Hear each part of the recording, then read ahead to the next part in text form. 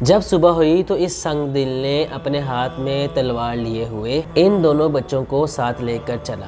عورت نے جب دیکھا تو اس سے نہ رہا گیا، ننگے پاؤں پیچھے دوڑی اور منت و سماجت کرتے ہوئے کہہ رہی تھی کہ اللہ سے ڈرو اور ان یتیموں پر رحم کرو۔ حارث ظالم پر بیوی کی زاری کا کچھ اثر نہ ہوا، بلکہ الٹا اس کو مارنے کو دوڑا۔ بیچاری رک گئی۔ اس ظالم کا ایک خانہ زاد غلام جو اس کے بیٹے کا ذرعی بھائی بھی تھا، اس کو معلوم ہوا تو وہ پیچھے دوڑا۔ جب حارث کے پاس پہنچا، حارث نے اس کو کہا ممکن ہے کہ کوئی ان بچوں کو ہم سے چھین لے اور ہم اس انعام سے محروم رہ جائیں، لہٰذا یہ تلوار لو اور ان کو قتل کر دو۔ غلام نے کہا اس بیگانہ بچوں کو کس طرح قتل کر دوں؟ حارث نے اس کو سختی سے کہا کہ میرے حکم کی تعمیل کر۔ اس نے انکار کیا اور کہا مجھ سے ان کے قتل کی ہمت نہیں ہے، مجھے سرکار دو عالم صلی اللہ علیہ وآلہ وسلم سے شرم و حیا آتی ہے، ان کے خاندان کے بے گناہ بچوں کو قتل کر کے کل قیامت کے دن کس منہ سے ان کے سامنے جاؤں گا؟ حارث نے کہا اگر تو ان کو قتل نہیں کرے گا تو میں تجھے قتل کروں گا۔ غلام نے کہا قبل اس کے کہ تو مجھے قتل کرے میں تجھ کو قتل کر دوں گا۔ حارث فن حرب میں بہت ماہر تھا، اس نے اچانک آگے بڑھ کر غلام کے سر کے بال پکڑ لیے، غلام نے اس کی داڑھی پکڑ لی اور دونوں گتم گتا ہو کر بری طرح لڑنے لگے۔ آخر ظالم نے اپنے غلام کو شدید زخمی کر دیا۔ اتنے میں اس کی امی اور لڑکا بھی پہنچ گئے۔ لڑکے نے کہا اے باپ، غلام میرا رضائی بھائی ہے، اس کو مارتے ہوئے تجھے شرم نہیں آئی؟ ظالم نے بیٹے کو تو کوئی جواب نہ دیا اور غلام پر ایک ایسا وار کیا کہ وہ جام شہادت نوش کر کے جنت الفردوس میں پہنچ گیا۔ بیٹے نے کہا اے باپ، میں نے تجھ سے زیادہ سنگ دل اور جفا کار کوئی نہیں دیکھا۔ حارث نے کہا اور بیٹے اپنی زبان روک، یہ تلوار لے اور ان دونوں بچوں کے سر قلم کر۔ بیٹے نے کہا خدا کی قسم میں یہ کام ہرگز نہیں کروں گا اور نہ تجھے یہ کام کرنے دوں گا۔ حارث کی بیوی نے پھر منت زاری کرتے ہوئے کہا ان بے گناہ بچوں کے خون کا وبال اپنے سر نہ لے، اگر تو ان کو نہیں چھوڑتا تو اتنی بات مان لے کہ ان کو قتل نہ کر اور ان کو زندہ ابن زیاد کے پاس لے جا، اس نے بھی تیرا مقصود حاصل ہو جائے گا۔ کہنے لگا مجھے اندیشہ ہے کہ اہل کوفہ ان کو دیکھیں گے تو شور مچا کر ان کو مجھ سے چھڑا لیں گے اور میری محنت ضائع ہو جائے گی۔ آخر وہ ظالم تلوار اٹھائے، وہ ان پھولوں کو کاٹنے کے لیے ان کی طرف بڑھا۔ بیوی دوڑ کر حائل ہو گئی اور کہنے لگی ظالم خدا کا خوف کر، عذاب آخرت سے ڈر۔ ظالم نے بیوی پر وار کیا، وہ زخمی ہو کر گر گئی اور تڑپنے لگی۔ بیٹے نے ماں کو خاک و خون میں تڑپتے دیکھا تو بڑھ کر باپ کا ہاتھ پکڑ لیا اور کہا اے باپ ہوش میں آ، تجھے کیا ہو گیا ہے؟ ظالم نے بیٹے پر بھی وار کر کے موت کی نیند سلا دیا۔ ماں نے اپنی آنکھوں کے سامنے اپنے لختے جگر کو اس طرح کشتہ شمشیر جفا ہوتے دیکھا، اس کا کلیجہ بھی پھٹ گیا اور وہ بھی راہ جنت میں چلی گئی۔ اور اب وہ ظالم اپنا کھانا خراب کر کے پھر دونوں بچوں کی طرف آیا۔ دونوں نے سراپا التجا بن کر کہا اگر تجھے یہ اندیشہ ہے کہ ہمیں زندہ لے جانے کی صورت میں لوگ شور مچا کر چھڑا لیں گے تو مال سے محروم ہو جائے گا، تو ایسا کر کے ہمیں گیسوں کاٹ کر غلام بنا کر فروخت کر دے۔ ظالم نے کہا اب تو میں تمہیں ہرگز نہیں چھوڑوں گا۔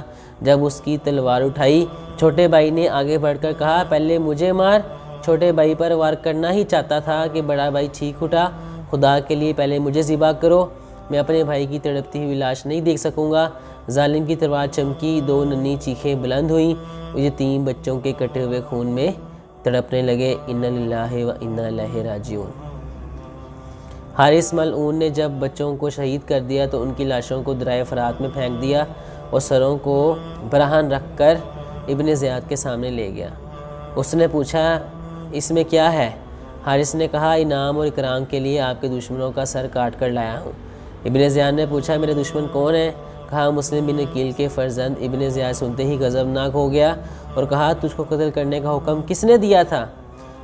کم بخت، میں نے امیر المومنین یزید کو لکھا ہے کہ مسلم بن عقیل کے فرزند گرفتار کر لیے گئے ہیں، اگر حکم ہو تو انہیں آپ کے پاس زندہ بھیج دوں۔ اگر یزید نے زندہ بھیجنے کا حکم دیا تو پھر میں کیا کروں گا؟ تو میرے پاس ان کو زندہ کیوں نہیں لایا؟ حارث نے کہا مجھے اندیشہ تھا کہ شہر کے لوگ مجھ سے چھین لیں گے۔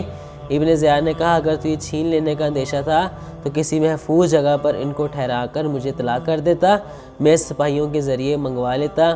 تو نے میرے حکم کے بغیر ان کو قتل کیوں کیا؟ پھر اس نے مجمع پر نگار ڈالی اور ایک شخص جس کا نام قاتل تھا اسے کہا کہ اس بدبخت کی گردن مار دے۔ مقاتل بہت خوش ہو کر حارث ملعون کی مشقیں باندھی، پھر اس کا سر برہنہ کر کے دونوں سروں کو اس کے سر پہ دھر کے بازار کوفہ کے لوگوں کو دکھاتا۔ جب سارے لوگوں نے یہ دیکھا تو وہ حارث پر لعنت کرتے اور اس پہ دھول پھینک۔ حارث ملعون نے اس مقاتل سے کہا کہ میں تجھے 10,000 اشرفیاں دیتا ہوں، تو مجھے چھوڑ دے۔ مقاتل نے کہا اگر تو مجھے پوری دنیا کے بھی خزانے اکٹھے کر کے دے گا تو مقاتل میں تجھے نہیں چھوڑوں گا، میں ابھی تجھے اس جہنم میں پہنچاؤں گا، اللہ تعالیٰ کے ہاں عظیم اجر پاؤں گا۔ اس کے بعد مقاتل نے دونوں ہاتھ حارث ملعون کی اسی تلوار سے کٹوائے اور پھر دونوں پاؤں اس کے کاٹ کر کمر سے جدا کروائے۔ اس کے بعد دونوں آنکھیں ان کی نکال لیں، پھر شکم ناپاک اس ملعون کا چاک کر کے اعضائے بردیدہ کو اس میں باندھ کر دریا میں ڈال دیا۔ تھوڑی دیر بعد دریا موزن ہوا اور اس کی لاش ناپاک کو کنارے پر پھینک دیا۔ 3 بار لاش اس کی دریا میں بہائی، مگر ہر بار یہی نوبت آئی۔ آخر مجبور ہو کر اس کو ایک غار میں پھینک ڈالا۔ زمین نے بھی قبول نہ کیا، فوراً باہر نکلا۔ 3 بار اسی طرح وہ لاش اس غار میں ڈالی، مگر ہر بار لاش باہر نکل آئی۔ آخر مجبور ہو کر اسے جلایا گیا اور راکھ دریا میں بہا دی۔ یہ شہزادوں کی کرامت ہے کہ ان کے دھر جسموں سے چمٹ گئے۔ مقاتل نے وہاں فرات کے کنارے قبر کھدوا کر شہزادوں کو باعزت و وقار دفن کر دیا تھا۔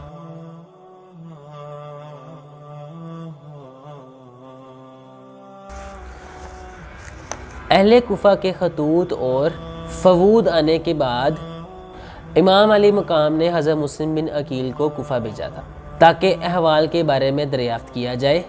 انہوں نے اہل کوفہ کی محبت اور اظہار دیکھ کر حضرت امام حسین رضی اللہ عنہ کو خط بھیجا تھا کہ یہاں بہت لوگ پیار کرنے والے ہیں، آپ کی تشریف آوری کے منتشر ہیں، تاہم آپ تشریف لے آئیں۔ امام علی مقام نے اس اطلاع کے بعد فوراً جانے کا عزم سیم کر لیا اور ادھر کوفہ میں جو انقلاب برپا ہو چکا تھا اس پر خدا نے اس پر دھول اور اضطراب کا پردہ حائل کر دیا تھا۔ جب اہل مکہ کو آپ کی تیاری کا علم ہوا تو انہوں نے آپ کا کوفہ جانا پسند نہ کیا، کیونکہ وہ اہل کوفہ کی بے وفائی اور غداری کو خوب جانتے تھے۔ ان کو علم تھا کہ ان کوفیوں نے حضرت علی اور حضرت حسن رضی اللہ عنہما کے ساتھ کیا سلوک کیا تھا، چنانچہ انہوں نے آپ کو سختی سے روکا۔ سب سے پہلے آپ کی خدمت میں عمر بن عبد الرحمن حاضر ہوئے اور عرض کیا مجھے معلوم ہوا ہے کہ آپ کوفہ جا رہے ہیں، اس لیے میں آپ کی خدمت میں محض خیر خواہی کے لیے حاضر ہوا ہوں، اجازت ہو تو کچھ عرض کروں؟ فرمایا ہاں کہو، تم سچے ہمدرد اور مخلص ہو۔ انہوں نے کہا آپ ایسے شہر میں جانے کا ارادہ فرما رہے ہیں جس میں حکومت کے امراء اور اعمال موجود ہیں، جن کے قبضے میں بیت المال کا خزانہ ہے، اور آپ جانتے ہیں عوام تو درہم اور دینار کے بندے ہوتے ہیں، اس لیے مجھے اندیشہ ہے کہ جن لوگوں نے آپ کو بلایا ہے اور آپ کی نصرت کا وعدہ کیا ہے وہی مال و دولت کے طمع و لالچ میں آ کر آپ سے لڑیں گے، اس لیے آپ کوفہ نہ جائیں۔ امام علی مقام نے آپ کی ہمدردانہ مشورے کا شکریہ ادا کیا اور آپ کو دعا دی۔ اس کے بعد عبداللہ بن عباس ملے، اس کے بعد عبداللہ بن زبیر آئے، اس طرح کئی صحابہ آتے رہے اور آپ کو مشورہ دیتے رہے، لیکن حضرت امام حسین رضی اللہ عنہ ان کی بات نہ مانتے اور ان کا شکریہ ادا کرتے اور ان کو دعا دیتے رہے۔ اسی دن شام کو یا دوسرے دن صبح کو حضرت ابن عباس آئے اور کہا میں چاہتا ہوں کہ صبر کروں مگر مجھے صبر نہیں آتا، اس لیے مجھے اس سفر میں تمہاری ہلاکت کا خوف ہے۔